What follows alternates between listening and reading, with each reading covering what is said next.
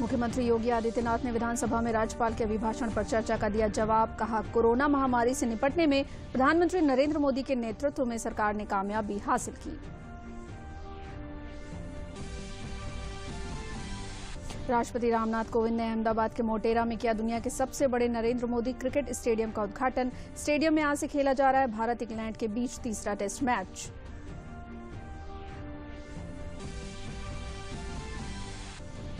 प्रधानमंत्री किसान सम्मान निधि के आज 2 साल हुए पूरे। अब तक देश के 11 करोड़ 12 लाख किसानों को मिल चुका है योजना का लाभ। किसानों की आय में बढ़ोतरी के मकसद के साथ शुरू की गई है ये योजना।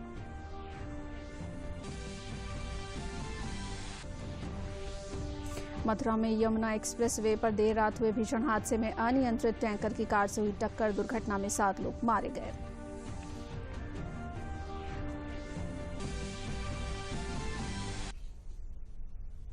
नमस्कार, मैं हूं पूजा श्रीवास्तव। अब समाचार विस्तार से। मुख्यमंत्री योगी आदित्यनाथ ने आज विधानसभा में राज्यपाल के अभिभाषण पर जारी धन्यवाद चर्चा का जवाब दिया। इस मौके पर मुख्यमंत्री योगी आदित्यनाथ ने प्रदेश सरकार द्वारा किए गए विकास कार्यों का उल्लेख किया। साथ ही कोरोना महामारी से निपटने के लिए प्रदेश सरकार द्वारा उठाए गए कदमों की चर्चा की। इस मौके पर उन्होंने कोरोना महामारी से लड़ने में प्रदेश सरकार का सहयोग करने पर सभी सदस्यों को धन्यवाद दिया। मुख्यमंत्री ने कहा कि प्रधानमंत्री नरेंद्र मोदी के मार्गदर्शन में प्रदेश सरकार ने कोरोना काल में मुश्किलों से निपटने में कामयाबी हासिल की और उनकी सरकार निरंतर प्रदेश की 24 करोड़ जनता की भलाई के लिए कार्य करती रहेगी। का हर माननीय सदस्य इसके बारे में चिंतित रहा है, कोविड प्रबंधन में सहभागी रहा है, प्रत्यक्ष और प्रत्यक्ष रूप से उसने इसमें सहयोग किया। और मैं सबसे पहले इस पूरे सदन का इस बात के लिए आभार व्यक्त करूंगा कि जब हमारे पास पैसे की कमी पड़ी तो हर एक सदस्य ने स्वेच्छा से सहभागी बनकर के उसमें योगदान दिया। अपने पास से, अपनी निधि से, और जब सरकार ने कहा कि हर एक माननीय सदस्य अपने वेतन से भी कटौती करेगा, मंत्रीगण अपने वेतन से कटौती करेंगे और अपनी निधि से भी कटौती करेंगे या निधि को सरेंडर करेंगे, किसी ने विरोध नहीं किया, किसी ने नहीं किया। सब ने कहा कि प्रदेश को बचाना पहली प्राथमिकता होनी चाहिए। ये भाव है हमारा, हम अपने लिए नहीं जिएंगे, इस प्रदेश की 24 करोड़ जनता को बचाने के लिए हमें कार्य करना है। और कोविड प्रबंधन का कार्य वहां से प्रारंभ हुआ हमारा। आपने देखा होगा किसी चीज की कमी नहीं होने दी हम लोगों ने, किसी चीज की। मुझे याद है जब कोविड प्रारंभ हुआ था तो सबसे पहले जनता कर्फ्यू के दिन मेरे पास आदरणीय राष्ट्रपति जी का भी और उपराष्ट्रपति जी का भी फोन आया। कहा, योगी जी कोविड आ चुका है, अब तो बहुत कठिन हो गया है, हम चिंतित हैं यूपी से, यूपी कैसे बचेगा, इतनी घनी आबादी का प्रदेश। मैंने कहा नहीं, आप चिंता मत करिए, हम लोग मिलकर के यहां पे अच्छा कार्य करेंगे। हम लोगों ने उस दौरान ही पहले ही अपनी मंत्री परिषद की एक कमेटी बना दी, मंत्रियों का एक समूह बना दिया, अलग अलग समूह को अलग अलग काम सौंपे गए, वे वहां से अपने सुझाव देते थे। फिर टीम 11 का गठन हम लोगों ने किया, वरिष्ठ प्रशासनिक अधिकारियों की और पुलिस अधिकारियों की एक टीम। प्रतिदिन नियमित रूप से हम इसकी बैठक करते थे और नियमित रूप से बैठक करते हुए ये बैठक का सिलसिला आज भी हमारा निरंतर चल रहा है। आप देख रहे होंगे उत्तर प्रदेश में अब हम लोग इस समय केवल एक्टिव केस केवल 2000 तक बचे हैं। हॉस्पिटल में संख्या ये 500 से भी कम है, मेडिकल कॉलेजेस में उससे भी कम संख्या है। रिकवरी रेट देश के अंदर सबसे अच्छी है। मौत के आंकड़े, मौत एक भी बुरी होती है, लेकिन अगर मौत के आंकड़े आप देखेंगे तो मैंने पिछली बार दिल्ली का उदाहरण आपके सामने दिया था। अमेरिका हेल्थ इंफ्रास्ट्रक्चर में दुनिया के अंदर सबसे अच्छा हेल्थ इंफ्रास्ट्रक्चर अमेरिका के पास है, यूरोप के पास है। अगर आप इसकी तुलना करेंगे तो उसकी तुलना में उत्तर प्रदेश का हेल्थ इंफ्रास्ट्रक्चर कहीं नहीं ठहरता। लेकिन उस सब के बावजूद हम आभारी हैं प्रधानमंत्री मोदी जी के, जिनके मार्गदर्शन में कोविड-19 की इस लड़ाई को हम लोगों ने आगे बढ़ाया। हमने भारत सरकार से जो मांग की, भारत सरकार हमें देती रही, एक एक उसमें सहयोग करती रही और अलग अलग विभाग, अलग अलग मंत्रालय, अलग अलग मंत्री अपने स्तर पर उस कार्यक्रम को आगे बढ़ाते थे।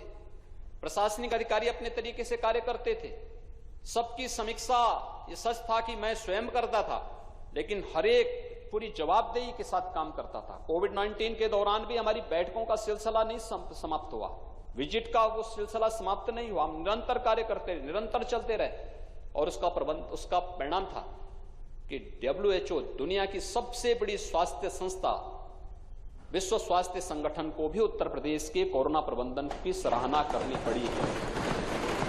ये कोरोना प्रबंधन के लिए उत्तर प्रदेश की सराहना उत्तर प्रदेश के 24 करोड़ लोगों का सम्मान है। राष्ट्रपति रामनाथ कोविंद ने अहमदाबाद के मोटेरा में आज सरदार पटेल स्पोर्ट्स एनक्लेव का भूमि पूजन किया। उन्होंने साथ ही दुनिया के सबसे बड़े क्रिकेट स्टेडियम का उद्घाटन भी किया। मोटेरा स्टेडियम का नाम अब से नरेंद्र मोदी स्टेडियम होगा। भारत और इंग्लैंड के बीच सीरीज का तीसरा टेस्ट मैच आज से अहमदाबाद के मोटेरा में नवनिर्मित सरदार पटेल स्टेडियम में खेला जा रहा है। मुकाबले से पहले आज स्टेडियम का औपचारिक उद्घाटन राष्ट्रपति रामनाथ कोविंद ने किया। इस मौके पर केंद्रीय गृह मंत्री अमित शाह, केंद्रीय खेल मंत्री किरण रिजिजू, गुजरात के राज्यपाल आचार्य देवव्रत के अलावा BCCI के सचिव जय शाह भी मौजूद रहे। इस स्टेडियम की खासियत है कि यह देश का सबसे बड़ा क्रिकेट स्टेडियम है, जिसमें 1,10,000 दर्शक बैठ सकते हैं। इतना ही नहीं, ड्रेनेज सिस्टम भी काफी बेहतरीन है, जो 30 मिनट में पिच को सुखा सकता है। इसके अलावा स्टेडियम में 11 पिच हैं, जिसमें से 6 लाल मिट्टी से बनी हैं। मुझे बताया गया है कि यह स्टेडियम विश्व में सबसे बड़ा होने के साथ साथ सुविधाओं की दृष्टि से भी सर्वश्रेष्ठ है। इस अति आधुनिक और भव्य स्टेडियम की परिकल्पना व निर्माण योजना प्रधानमंत्री श्री नरेंद्र मोदी द्वारा तभी पूरी कर ली गई थी जब वो गुजरात के मुख्यमंत्री थे। उस समय वो गुजरात क्रिकेट एसोसिएशन के अध्यक्ष पद की जिम्मेदारी निभा रहे थे। उनके बाद एसोसिएशन के अध्यक्ष का पदभार केंद्रीय गृह मंत्री श्री अमित शाह ने संभाला और उनके कार्यकाल में इस स्टेडियम का निर्माण कार्य पूर्ण रूप से संपन्न हुआ। देवियों और सज्जनों, भारत ने जो वर्चस्व क्रिकेट में हासिल किया है वह इस विश्वास को मजबूत करता है कि अन्य खेलों में ही नहीं बल्कि विकास के क्षेत्रों में भी हमारा देश विश्व में ऊंचा स्थान प्राप्त करने की क्षमता से परिपूर्ण है। भारत और इंग्लैंड के बीच टेस्ट मैच के आयोजन के साथ आज से इस स्टेडियम में अंतर्राष्ट्रीय क्रिकेट मैचों की शुरुआत हो रही है। मुझे विश्वास है कि यहाँ की अति आधुनिक सुविधाएं खिलाड़ियों को श्रेष्ठ प्रदर्शन करने और दर्शकों को मैच देखने का विशेष अनुभव प्रदान करेंगे। भारत को पावर हाउस ऑफ क्रिकेट अथवा हब ऑफ क्रिकेट भी कहा गया है। इसीलिए यह सर्वथा उपयुक्त है कि विश्व का सबसे बड़ा क्रिकेट स्टेडियम भी अब हमारे देश में ही है।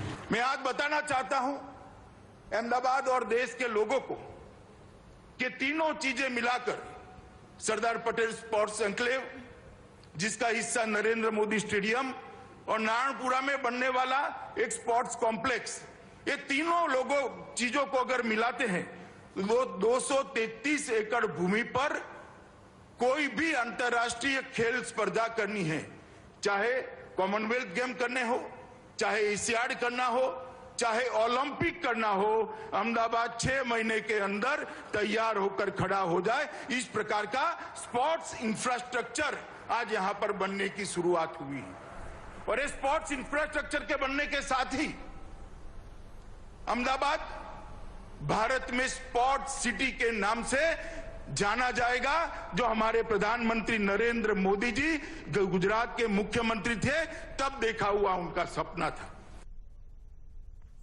कोरोना की स्थिति को देखते हुए केंद्र सरकार ने 5 राज्यों और केंद्र शासित प्रदेशों को पत्र लिखा है। इनमें महाराष्ट्र, मध्य प्रदेश, पंजाब, जम्मू और कश्मीर और छत्तीसगढ़ शामिल हैं।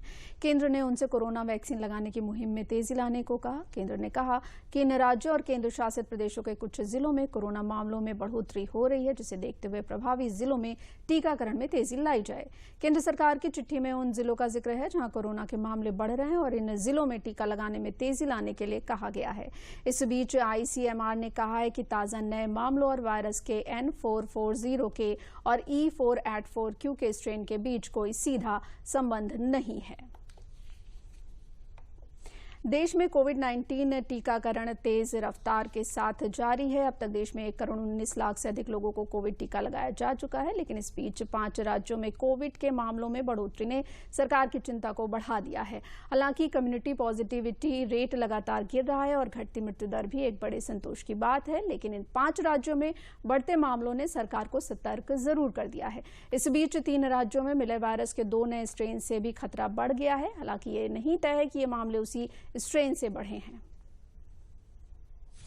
औद्योगिक नगरी लुधियाना, यहाँ का नजारा सामान्य है। बस एक बात जो असामान्य है वो है बिना मास्क के लोगों का झुंड में दिखना। यह हाल तब है जब पंजाब में पहले के मुकाबले कोविड के मामले में बढ़ोतरी देखी जा रही है। अकेले अमृतसर में रोजाना 30 से 35 मामले सामने आ रहे हैं। पिछले 2-3 दिनों में जो हमारे केसेस हैं वो बढ़े हैं। पहले हमारे 10 से नीचे केस आ रहे थे, अब 2-3 दिन में हमारे केस तकरीबन 30-35 केस हुए हैं। उसमें कुछ स्कूल के जो हमारे टीचर्स हैं वो पॉजिटिव आए हैं, और जहाँ लोगों जो फंक्शन कर रहे थे लोग वहां से वो केस पॉजिटिव मिले हैं जिन्होंने कोई सोशल गैदरिंग की है। देश में कोरोना के रोजाना मामलों की संख्या यदि किसी राज्य में सबसे ज्यादा सामने आई है तो वो महाराष्ट्र है। अभी नजारा राज्य के वाशिम का है, जहां राज्य के मंत्री संजय राठौर पोहरा देवी मंदिर पहुंचे हैं। मंत्री जी खुद ही भीड़ में दिखाई देते हैं। राज्य में कोरोना वायरस संक्रमण के बढ़ते मामलों को लेकर लागू किए गए सख्त नियमों के पालन के लिए पुलिस ने इस भीड़ के रूप में जुटे लोगों को हटाने के लिए लाठीचार्ज किया। मामले को तूल पकड़ता देख राज्य के एक मंत्री को सफाई भी पेश करनी पड़ी। ये जो हुआ घटना ये ठीक बात नहीं है। हर मंत्री ने अभी आगे से ध्यान रखना चाहिए कि इस तरीके से उनकी वजह से कोई गर्दी ना जमे, और सारे लोगों ने, सारे पक्ष के लोगों ने कोरोना को मिलकर ही मात देना चाहिए। महाराष्ट्र में सबसे अधिक 5,210 दैनिक मामले सामने आ रहे हैं। इसके बाद केरल में 2,212, जबकि तमिलनाडु में 449 नए मामले सामने आए हैं। इस बीच मध्य प्रदेश के महाराष्ट्र सीमा से लगे बालाघाट जिले में रात्रि का कर्फ्यू लगा दिया गया है। यहाँ रात 10 बजे से लेकर सुबह 6 बजे तक कर्फ्यू रहेगा। महाराष्ट्र में बढ़ते मामलों के मद्देनजर मुख्यमंत्री उद्धव ठाकरे ने आपात बैठक बुलाई, जिसमें बीएमसी और प्रशासनिक अफसर मौजूद रहे। देश के आंकड़ों की अगर बात करें तो देश में कोविड के सक्रिय मामलों की संख्या 1,50,000 से नीचे है। मंगलवार के दिन इनकी संख्या 1,47,306 पर पहुंच गई। देश में कुल पुष्टि वाले मामलों की संख्या कुल मामलों का 1.34% है। पिछले एक दिन के भीतर 10,584 नए दैनिक मामले दर्ज किए गए हैं, जबकि इसी दौरान ठीक होने वाले मामलों की संख्या 13,255 रही है। कुल सक्रिय मामलों में 2,749 मामलों की गिरावट दर्ज की गई है। भारत की दैनिक पॉजिटिव दर 3% से नीचे बनी हुई है। देश में ठीक होने वालों की कुल संख्या करीब 1 करोड़ 7 लाख हो गई है और देश की रिकवरी दर 97.22% है। स्वास्थ्य मंत्रालय ने बताया कि कुल नए पॉजिटिव मामलों के 75% मामले महाराष्ट्र और केरल से सामने आए हैं। स्वास्थ्य मंत्रालय ने बताया कि अभी तक ब्रिटेन, ब्राजील और दक्षिण अफ्रीका के कोरोना के नए रूप के मामले सबसे ज्यादा पाए गए हैं, जिनमें से सबसे ज्यादा ब्रिटेन वेरिएंट के 187 मामले सामने आए हैं। कुछ राज्य हैं जहां की हमने हाल में ही केंद्रीय टीमें भेजी हैं और कुछ जगह भेज रहे हैं। ये वो राज्य हैं जहां की प्रतिदिन आने वाले नए केसेस में हमने कुछ सर्ज देखी है। इसमें महाराष्ट्र है। अब अंत में प्रमुख समाचार एक बार फिर।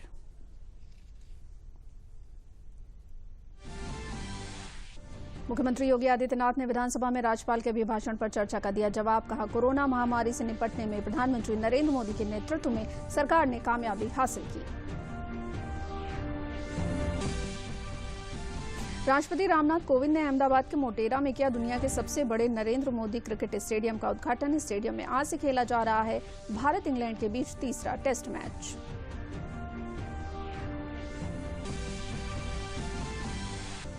प्रधानमंत्री किसान सम्मान निधि के आज 2 साल हुए पूरे। अब तक देश के 11 करोड़ 12 लाख किसानों को मिल चुका है योजना का लाभ। किसानों की आय में बढ़ोतरी के मकसद के साथ शुरू की गई है यह योजना।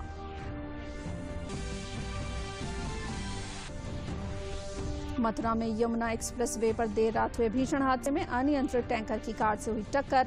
दुर्घटना में 7 लोग मारे गए।